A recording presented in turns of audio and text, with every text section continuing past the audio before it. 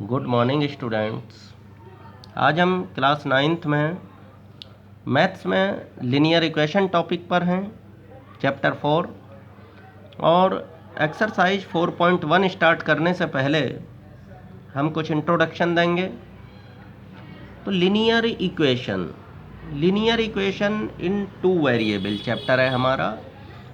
तो सबसे पहले आप ये जानें कि लीनियर इक्वेशन आपने अभी तक पढ़ी होगी, जैसे वन वेरिएबल में पढ़ी थी।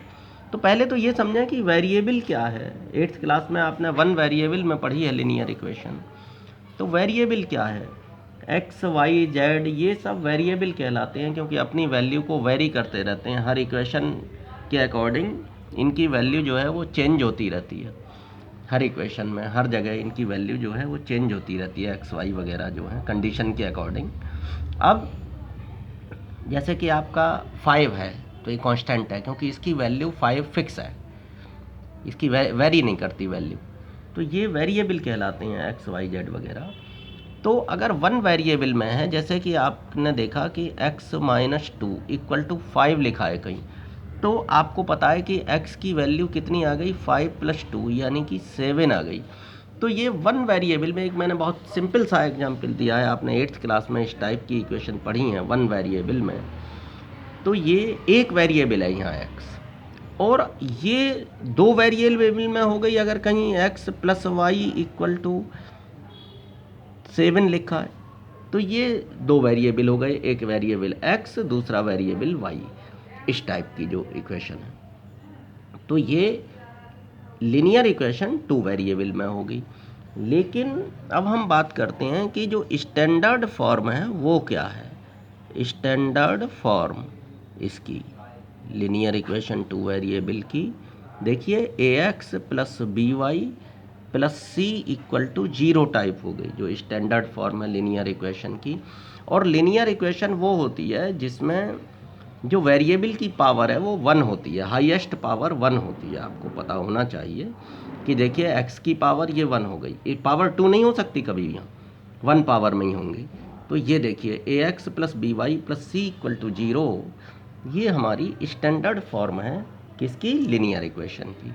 अब अगर हम इसको स्टैंडर्ड फॉर्म में लाना चाहें x plus y equal to 7, तो क्या लिख देंगे हम लिख देंगे x प्लस वाई और क्या था इक्वल टू 7। तो ये 7 हम इधर लेंगे y की तरफ, ये 7 हम इधर ले गए y की तरफ, तो -7 इक्वल टू 0। अब यहाँ हम देख रहे हैं, देखो ये 1x है और ये 1y है। तो a की वैल्यू क्या हो गई 1, और b की वैल्यू हो गई 1, और c की वैल्यू देखो साइन चेंज है, यहाँ प्लस का है यहाँ माइनस का है, तो c की वैल्यू -7 हो गई, a की वैल्यू 1 हो गई, b की 1 हो गई और c की हो गई -7। तो ये आपको ये स्टैंडर्ड फॉर्म पता होना चाहिए, ax plus b y plus c equal to 0, जिससे कंपेयर करके हमने ये ए बी सी की वैल्यू अभी यहाँ निकाल ली है, आप देख रहे हैं। और एक बात और है कि कितने सॉल्यूशन होंगे। तो आपने देखा कि यहाँ x की वैल्यू 7 आ गई, यहाँ x की वैल्यू 7 आ गई, ये क्लियर है कि x की वैल्यू 7 है, एक फिक्स वैल्यू आ गई। तो हम कहेंगे कि इसका यूनिक सॉल्यूशन है। यूनिक मीन्स एक सिंगल सॉल्यूशन है। इस इक्वेशन को जो हमने सोल्व किया कि x माइनस 2 इक्वल टू 5 थी, तो इससे हम x की वैल्यू 7 ले आए एक निकाल करके। लेकिन अगर हम इस इक्वेशन को देखें कि x plus y equal to 7, तो y इक्वल टू होगा 7 माइनस एक्स। अब मैंने x की वैल्यू यहाँ 0 पुट कर दी, तो y इक्वल टू 7 माइनस इस x की जगह x को उठा दिया और 0 रख दिया, तो y इक्वल टू 7 आ गया।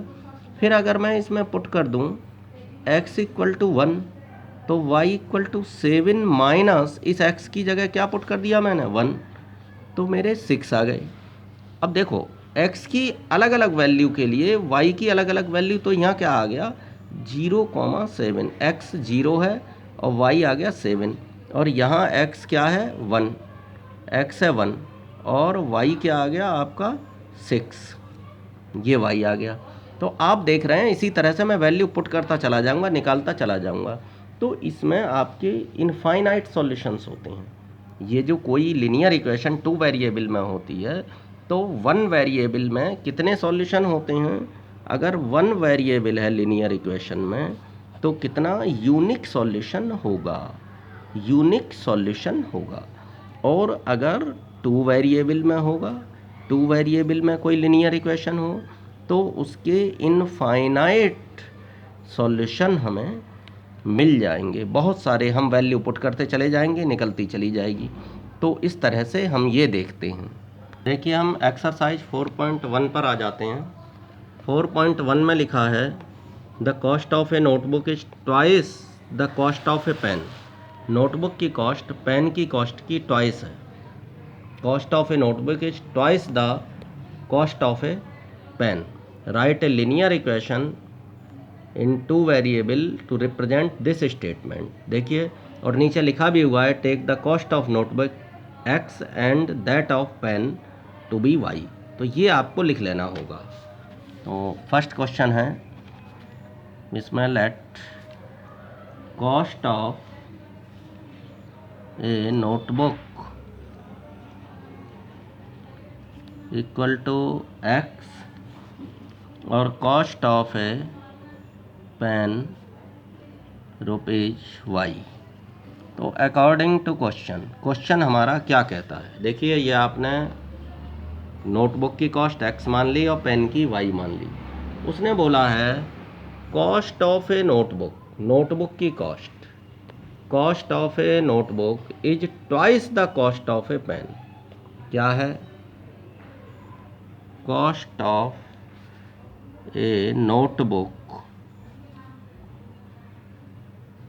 Equal to 2 into cost of a pen. Notebook की कॉस्ट ट्वाइस है, ट्वाइस मतलब multiply by 2 cost of a pen.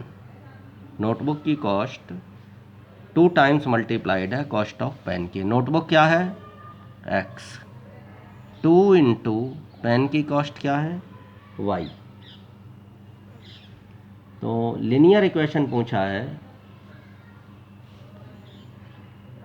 तो x minus 2y equal to 0। ये आपका आंसर हो गया। देखिए नेक्स्ट क्वेश्चन है express the following linear equation in the form of ax plus by plus c equal to 0। देख रहे हैं ये इस लिनियर इक्वेशन को एक्सप्रेस करिए किस फॉर्म में? ax plus by plus c equal to 0 and indicate the values of a b and c in each case. a b c की वैल्यू निकालिए। तो देखिए इसमें फर्स्ट इक्वेशन है कि 2x plus 3y equal to 9.35 बार, 5 पे बार है। तो देख रहे हैं आप कैसे लिख सकते हैं? 2x प्लस 3y माइनस 9.35 बार इक्वल टू 0। ये इक्वल टू दिस है, तो इसको जो कांस्टेंट टर्म है उसको x और y के साथ लाइए, क्योंकि जो हमारी स्टैंडर्ड इक्वेशन है अब हम कंपेयर कर रहे हैं किससे? ax plus by plus c equal to 0 से। अब हमने कंपेयर कर दी, तो कंपेयर करने से पहले ये जो c वाला पार्ट है ये भी इसके साथ होना चाहिए एक्स वाई के। तो अब देख रहे हैं आप, अगर हमने कंपेयर की तो वैल्यू क्या हुई? तो a इक्वल टू 2। आप देख रहे हैं, देखो मैं लगा रहा हूँ यहाँ पे a की वैल्यू ये आ गई 2। आपको समझाने के लिए मैंने सर्किल बनाया है ये।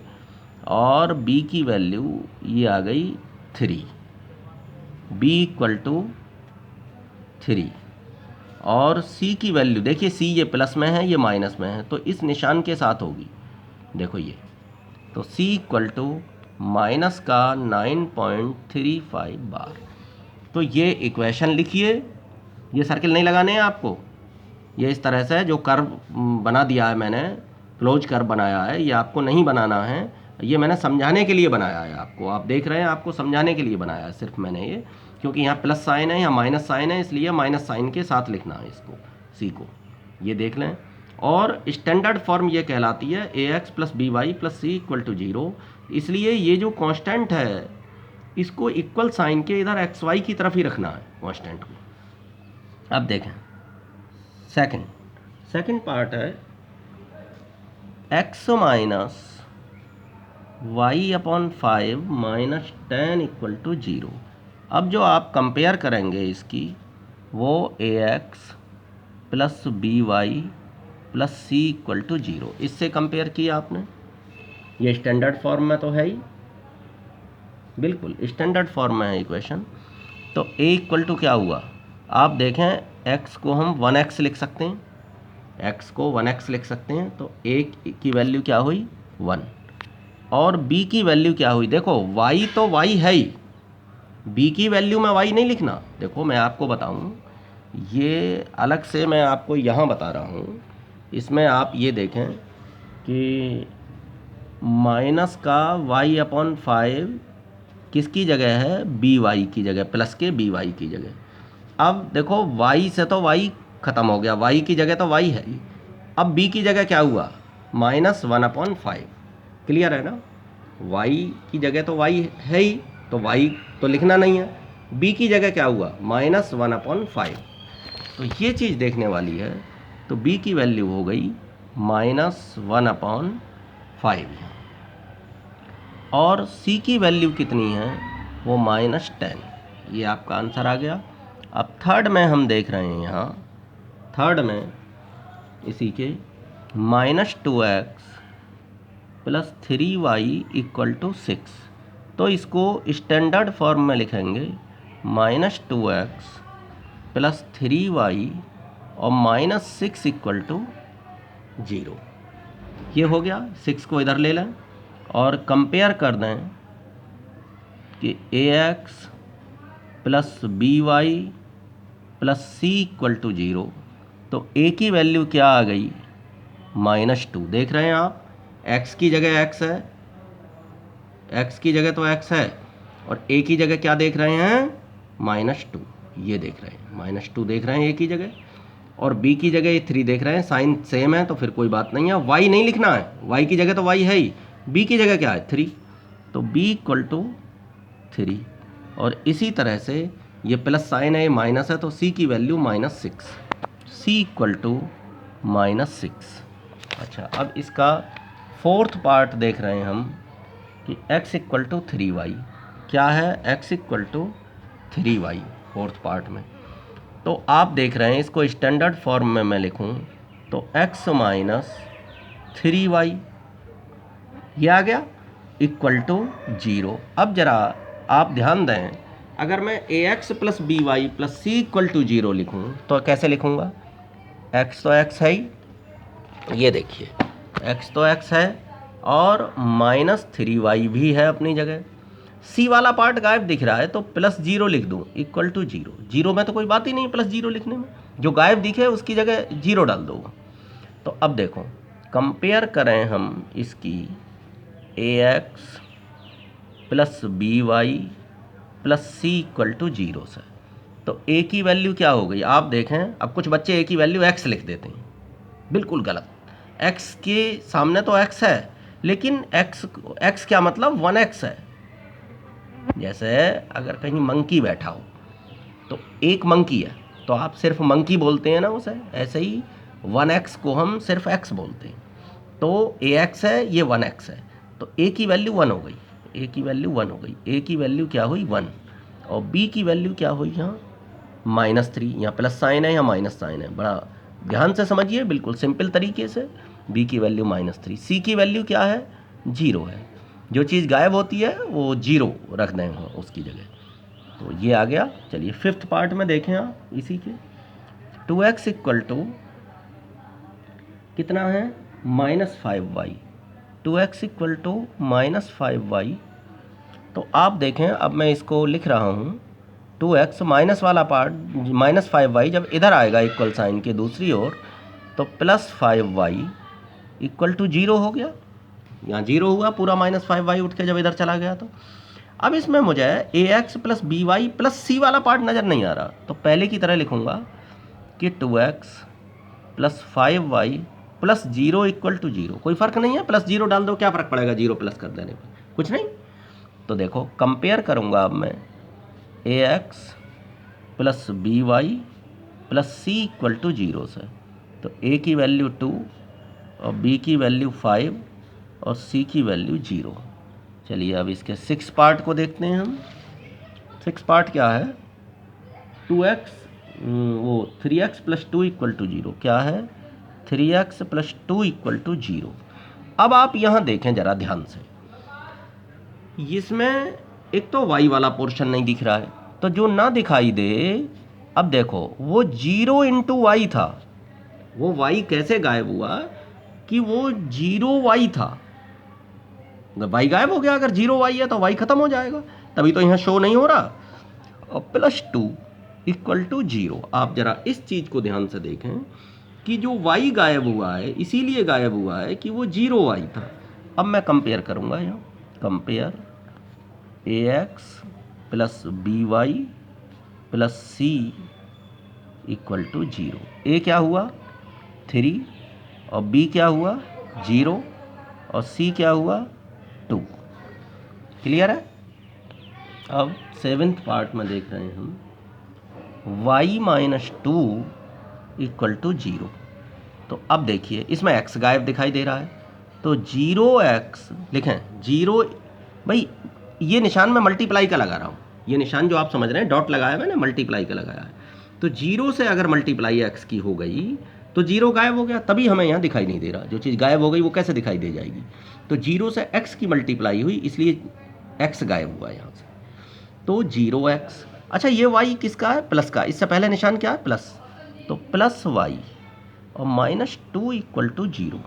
तो ax कंपेयर की हमने किससे? ax plus by plus c equal to 0। देखिए a इक्वल टू 0 और b इक्वल टू, फिर मैंने बताया था ये y है ये y है, तो b की जगह y मत लिख देना, बिल्कुल गलत हो जाएगा। ये y क्या है? 1y है, 1 मल्टीप्लाई में सबके साथ रहता है। ये आपको मैं बताऊँ, ये 1y हो गया। तो b की वैल्यू 1 और c की वैल्यू माइनस 2। ये जो b है, ये y की जगह तो y है ही, तो b की वैल्यू क्या है? 1, क्योंकि 1y है वो। तो c की वैल्यू यहाँ माइनस 2, यहाँ प्लस है, ये माइनस है, c की वैल्यू माइनस 2। तो देख रहे हैं आप 7th पार्ट को। चलिए और इसमें अब 8th पार्ट है। 8th पार्ट में 5 इक्वल टू 2x लिखा है। क्या लिखा है? 5 इक्वल टू 2x। हाँ तो स्टूडेंट्स ये देखिए, ये हुआ 2x को जब मैं इधर लाऊंगा तो माइनस 2x, ये 5 का है प्लस का, प्लस 5 इक्वल टू 0। तो अब आप देख रहे हैं कि माइनस 2x, यहाँ y वाली टर्म अब भी गायब है, तो प्लस 0y, 0 इंटू वाई, ये मल्टीप्लाई या इंटू का निशान है, 0 इंटू वाई। पॉइंट मत समझ लेना, 0 इंटू वाई, तभी तो गायब हुआ है, मैंने मल्टीप्लाई का निशान लगा दिया अब इसी वजह से। Plus 5 equal to 0। तो कंपेयर करेंगे ax plus by plus c equal to 0 से। a equal to minus 2, b equal to 0 और c इक्वल टू 5। आप देख रहे हैं ना स्टूडेंट्स? तो ठीक है स्टूडेंट्स, एक्सरसाइज आपकी ये फिनिश हो गई। आप प्रैक्टिस करें बेटा, फेयर नोटबुक पर नोट करें इसको। एक्सरसाइज 3.1 वो 4.1, एक्सरसाइज 4.1। और ये आप देख लें कि हर एक्सरसाइज को, हर चैप्टर की कॉन्सेप्ट को बिल्कुल अच्छी तरह से क्लियर करते चलें, क्योंकि बाद के लिए ना छोड़ें किसी भी चीज़ को, अभी क्लियर करें। क्लियर है ना? और अपना वर्क बिल्कुल टाइम टू टाइम फिनिश करें, ऐसा ना हो कि पेंडिंग वर्क रखें। Thank you, have a nice day student.